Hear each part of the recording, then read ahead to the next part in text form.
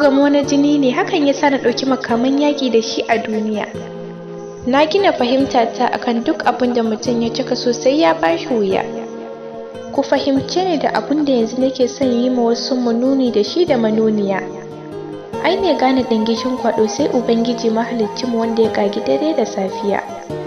Shi kaɗai ke iya gane mu har da surrukan da muka adana su a zuciya. Faɗin kalmar so a baki ai ya bambanta da furucin da wasu muke yin shi a matsayin zancen gaskiya. Malam ko malam haka ya kasance mun gwani mai ado da kalamai da zantukansa na ƙarya. Kamar yadda ya yi mun haka ya gabatar ma ƙawata da shi wanda yake bibiya ko da yaushe ta waya. Zan buƙaci da na yada zango a nan domin fayyace abin da ya yi silar ƙara shirin tafiya.